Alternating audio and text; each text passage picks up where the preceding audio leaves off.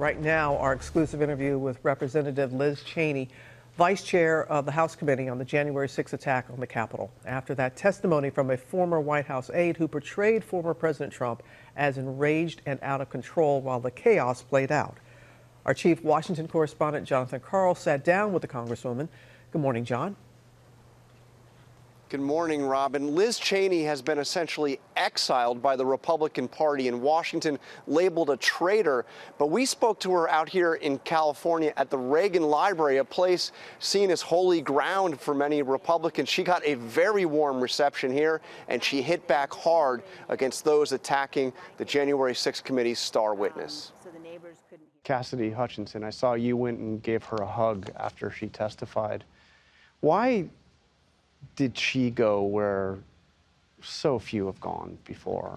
Look, I think that what Cassidy Hutchinson did was an unbelievable example of bravery and of courage and patriotism in the face of real pressure. As you know, there's an active campaign underway to destroy her credibility. Do you have any doubt at all in anything that she said to you?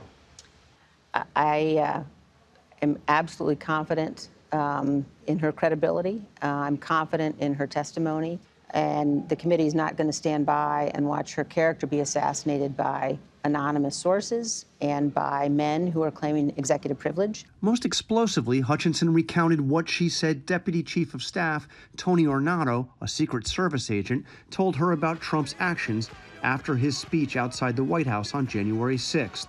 That Trump demanded to be taken to the Capitol, where Trump supporters were already breaching barricades, and what he did when the Secret Service refused. The president reached up towards the front of the vehicle to grab at the steering wheel.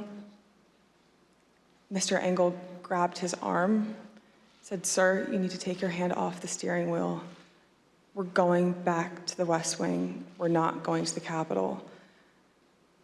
Mr. Trump then used his free hand to lunge towards Bobby Engel. Did you seek testimony from Tony Ornato or Robert Engel to corroborate or to refute what she said? I don't want to get into too many details. The committee has spoken to both Mr. Ornato and Mr. Engel, and we welcome additional testimony under oath from both of them and from anybody else in the Secret Service who has information about any of these issues. Do you expect that that testimony will be live testimony, under oath, like her testimony, and for the world to see? How is that going to happen? Look, we have been working with the Secret Service. We've interviewed, as I said, a number of individuals in the Secret Service. We will continue to do so. And I think it is important that their testimony be under oath. Hutchinson also testified about White House counsel Pat Cipollone's desperate effort to keep Trump from going to the Capitol. Has he said anything to the committee that refutes anything that Cassidy Hutchinson said at the hearing? He has not. Mr. Cipollone's discussions with the committee so far have been informal, and we look forward again to his on-the-record testimony. The American people deserve to hear his testimony. Overnight, the January 6th committee subpoenaed Cipollone to formally testify before the committee. Pat Cipollone was there for it all. I mean, there was probably nobody outside of Mark Meadows who had closer access to Donald Trump on January 6th and in those days before.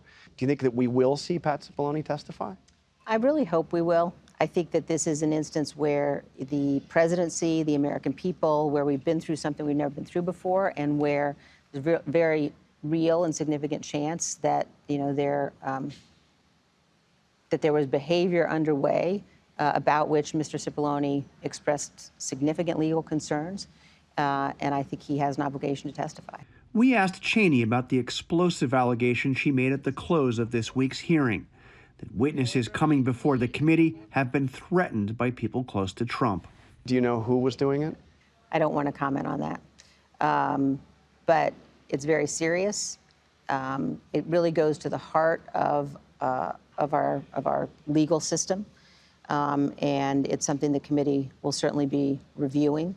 So you think some of the testimony you received wasn't truthful because people were threatened? The way that I would put it is that it gives us a real insight into how people around the former president are operating into the extent to which they believe that they can affect the testimony of witnesses before the committee.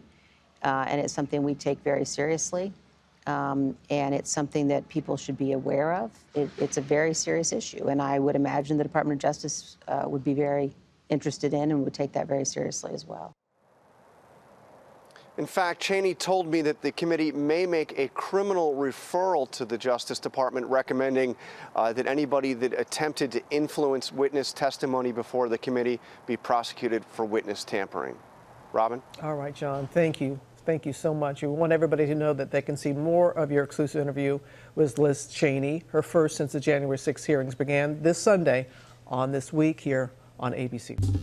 Well, hey there, GMA fans. Robin Roberts here. Thanks for checking out our YouTube channel. Lots of great stuff here. So go on, click the subscribe button right over here to get more of awesome videos and content from GMA every day, anytime.